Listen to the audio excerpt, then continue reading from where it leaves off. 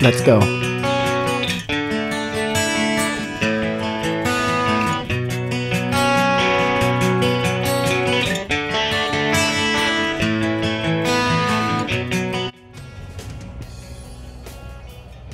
Thank you.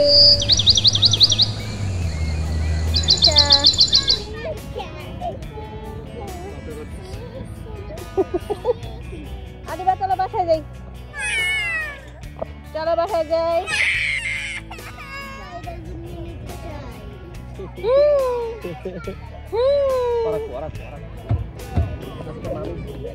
আসসালামু আলাইকুম সবাইকে। রেইনবো লাইফ পরিবারের সবাইকে স্বাগতম জানিয়ে শুরু করছি আজকের ভিডিও। হ্যাঁ কি বলি না বলি, রেইনবো লাইফ পরিবারের নিজেদের স্বাগত জানাচ্ছি। যাক, এটাও তো একটা ভালো দিক, তাই না? তো মাঝে মাঝে নিজেদেরও স্বাগত জানাতে হয়, তাই আজকে নিজেরাই বলি স্বাগতম। তো আমাদের স্বাগতম আর আপনাদের সুস্বাগতম দিয়ে আজকের ভিডিওটা স্টার্ট করতে যাচ্ছি। প্রতিবারের মতোই আমাদের রবিবার ঘোরাঘুরি, তো বের হয়ে যাচ্ছি বাচ্চাদের নিয়ে। সকালবেলা খাওয়া দাওয়া করার পর ওদের সাথে বের হয়ে গেলাম। আমার বিয়ের বয়স হচ্ছে 9 বছর। তো 9 বছরে আল্লাহ কিন্তু চারটা বেবি আমাকে দান করেছেন, আলহামদুলিল্লাহ। আমি যখন প্রথম মা হই তখন কিন্তু আমি আল্লাহর কাছে বলি যে আমাকে আল্লাহ প্রথম সন্তান মেয়ে দান করো। তো আল্লাহ তাই মনের ইচ্ছা পূরণ করেছে। তো এরপরও কিন্তু আল্লাহ তিনটা আমার মেয়ে বাচ্চা দান করেছেন। এরপর যে ছোট্ট ছেলেটা দেখেন, ওইটা তো আল্লাহ বোনাস দিয়েছে।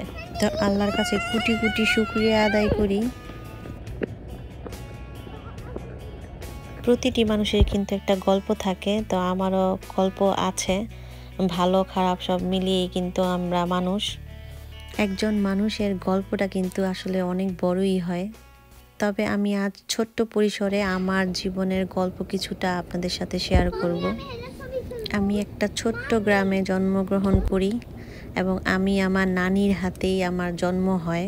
যেহেতু আমার নানির হাতে আমি জন্ম হয়েছি, তো অনেকেই ভাবতে পারেন আমার নানি মনে হয় দাই আগের যুগের। তো আসলে তা না, আমার নানি একজন গাইনি বিশেষজ্ঞ ছিলেন। আমার নানির নাম হচ্ছে রাবেয়া খাতুন। এখানে কিন্তু অনেক রাবেয়াপুর সাথেও পরিচয় হয়েছে। একজনকে আমি তো নানিই বলি, তো আরেকজনে আবার ইডেনে পড়ে। তো জানি না আবার ভবিষ্যতে কোনো রাবেয়া আসবো কিনা। তো আমার ভাগ্নির নামও রাবেয়া। আর শিক্ষক পরিবারে কিন্তু আমার জন্ম হয়। আমার বাবা ছিলেন একজন হাই স্কুলের ইংলিশ টিচার, এখন সে রিটায়ার্ড। এবং আমার আম্মু এখন পর্যন্ত কর্মরত, সে একজন প্রাইমারি স্কুলের হেডমিস্ট্রেস। আমরা কিন্তু 2 বোন। কিন্তু আমার আব্বু বা আমার আম্মু কখনোই ছেলে হয়নি, এটা নিয়ে কোনো বেজার ছিল না, মানে কোনো কষ্ট ছিল না আর কি। তুমি কোথায় যাবে? তুমি কোথায় যাবে? শপে যাবে? শপে যেয়ে কি কিনবে?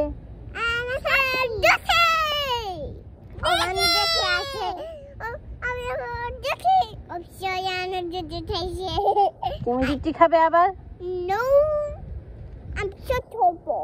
তুমি ছোট হবে? আদিবা, তুমি কি খাবে? হ্যাঁ আদিবা, তুমি পুশ করছো কেন? সরি বলো। ওকে কিস করো, আদর করে দাও বোনকে। ঐশী, তুমি আদর করে দাও। তুমি আদিবাকে আদর করে দাও। তুমি আদর করে দাও। পা ভাঙছে তো কি হয়েছে? মুখ তো ভাঙা না, তুমি আদর করে দাও। ওকে ওকে কিস করে দাও। আবার একটা কিস করো। এবার তোমরা দুজনকে জড়াই ধরো, হাত করো, হাত দাও। আদিবা, কে লাভ করে না তোমার? কে লাভ করে না? বাচ্চা আদিবা আর থাকবো না।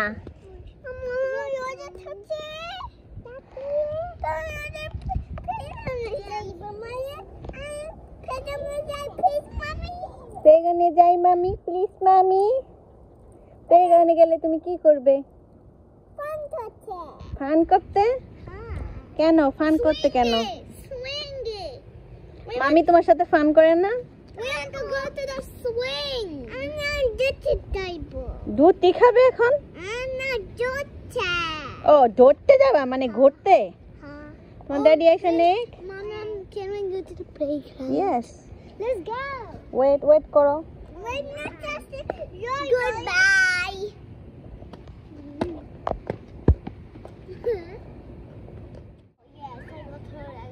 আর আমার ছোট বেবিটা কি করে জানেন? রেডি হওয়ার পরেই বমি করে। তো এই যে বমি, তো দেখলে কি মনে করবেন জানি না। যাই হোক, ছোট বাচ্চা পজিটিভলি নিয়েন। আপনাদের সাথে কথা বলতে বলতে কিন্তু চলে আসলাম বাচ্চাদের নিয়ে এখানে। তো এই জায়গাটা এত সুন্দর, যার কারণে এই জায়গাটার নাম আমি দিয়েছিলাম স্বপ্নপুরী, এখনও বলি স্বপ্নপুরী।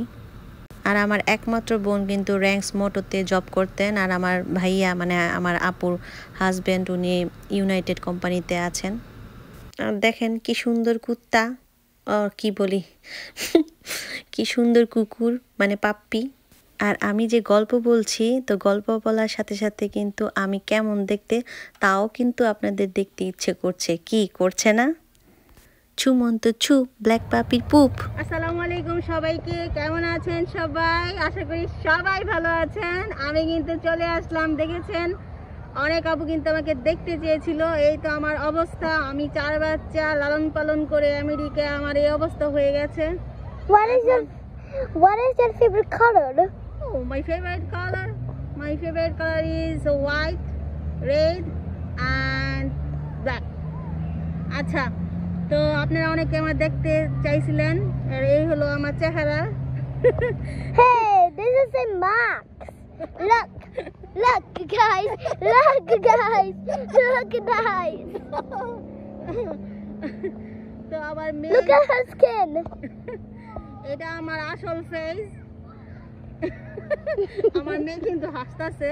যাই হোক, তো 2 মিনিটের আপু আমার কয়েকবারই বলছে তোমার কথা শুনে আমার দেখতে ইচ্ছা করে। তো এই আমি দেখিয়ে দিলাম আমার চেহারা।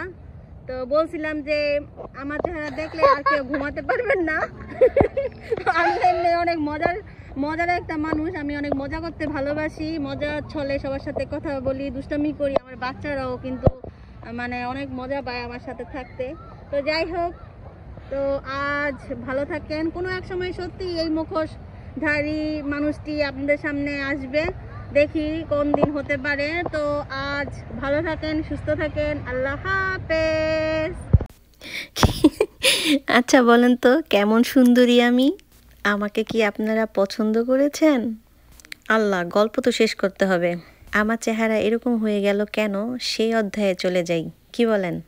পৃথিবী প্রতিটা মেয়ে কিন্তু তার বাবার বাড়িতে বা মায়ের কাছে কিন্তু প্রিন্সেস। আমার বড় আপু আর আমিও তার ব্যতিক্রম না। আমরা মধ্যবিত্ত পরিবারের সন্তান।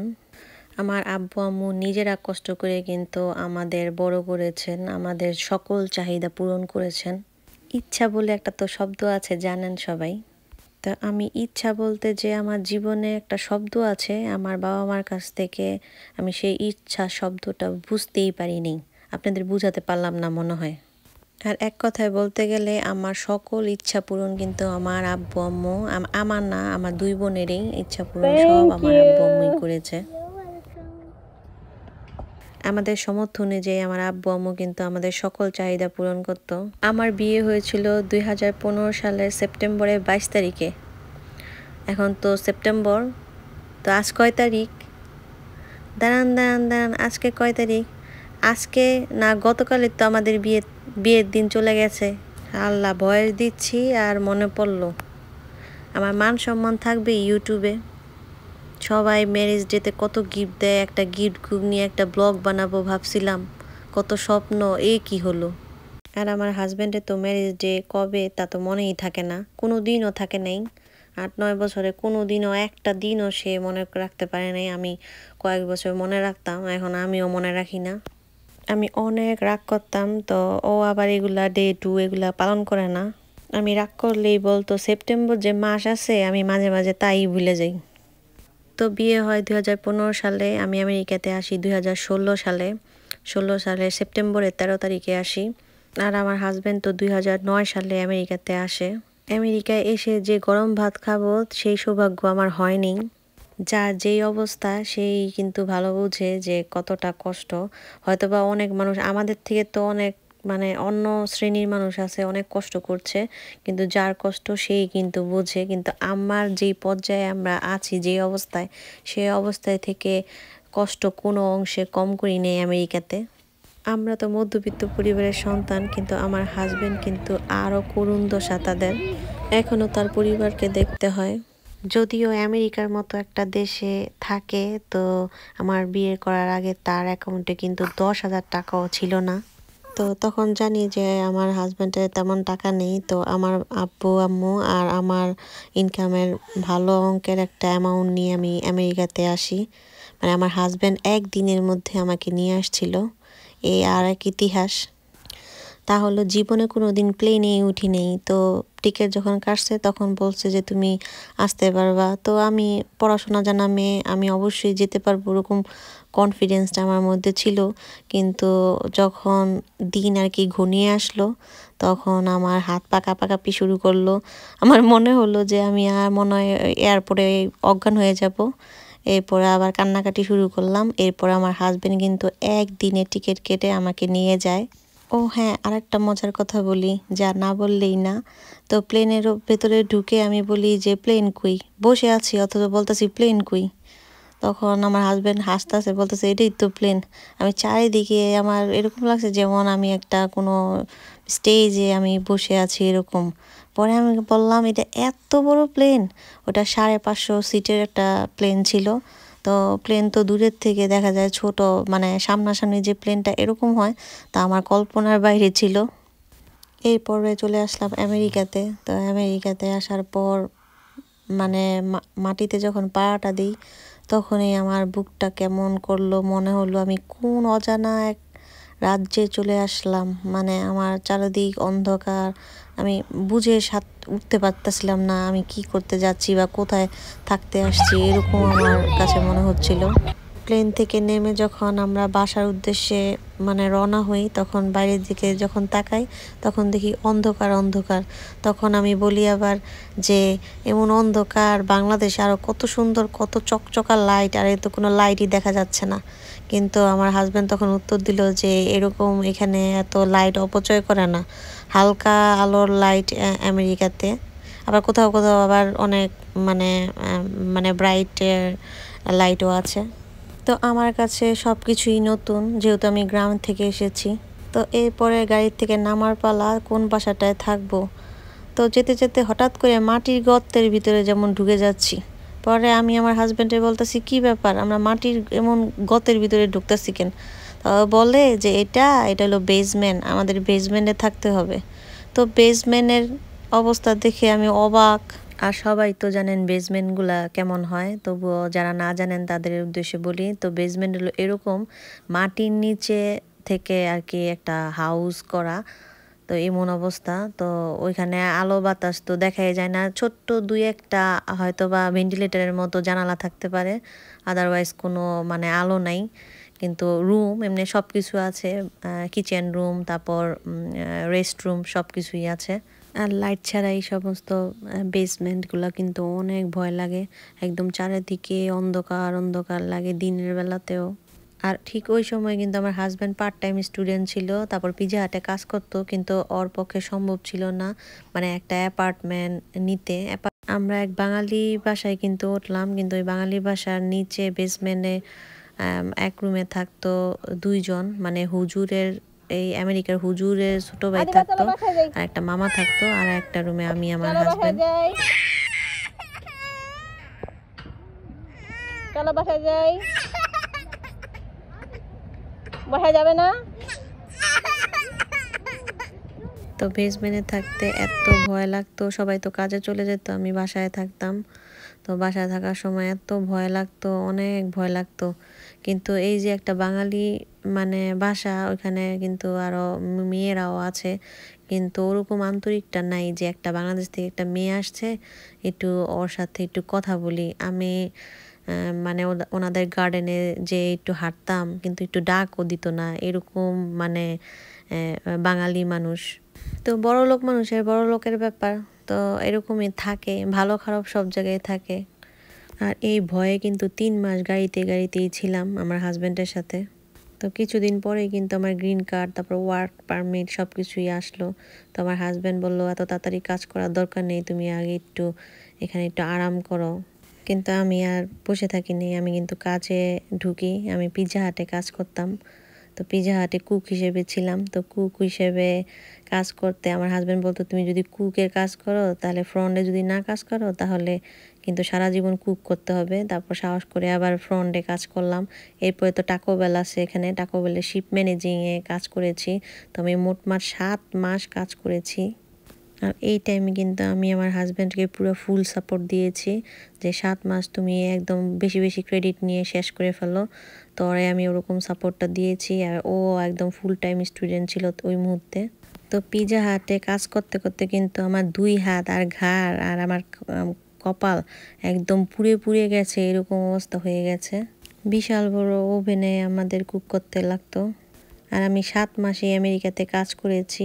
তো 7 মাস পর থেকে এই ব্যাক টু ব্যাক বেবি, আর ওদের নিয়েই কিন্তু আমি আছি। তো আমার কোনো আফসোস লাগে না যে আগে কি ছিলাম এখন কি আমি। আমার কাছে মনে হয় এখনই আমি আমাকে খুঁজে পেয়েছি। আমার সব সুন্দর ভালো লাগা আনন্দ লাগা সবই আমার বাচ্চাকে ঘিরে। ওদেরকে ঠিকঠাক রেখে এখন তো মাত্র ইউটিউব করি, এর আগে থেকে শুরু থেকেই আমার আব্বু আম্মু যেমন আমাকে পুতুল করে রেখেছে, আমিও চাই ওদেরকে পুতুল করে রাখতে।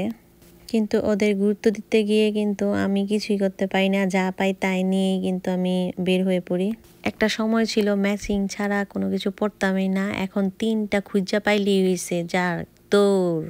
আমার বড় মেয়ে অনেক সাজতে পছন্দ করে। তো আমি যদি লিপস্টিক দিই ও মন খারাপ করে, কারণ ও দিতে চায়, বেবি লিপস্টিক আছে এরপর সেই লিপস্টিক দিতে চায়।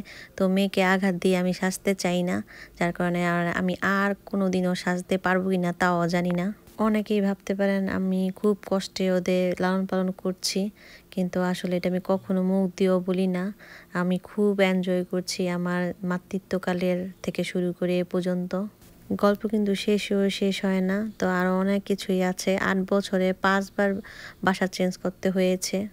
আমেরিকায় এসে অনেক সংগ্রাম করেছি, এখন যেরকম আছি আলহামদুলিল্লাহ, লাখ লাখ শুক্রিয়া।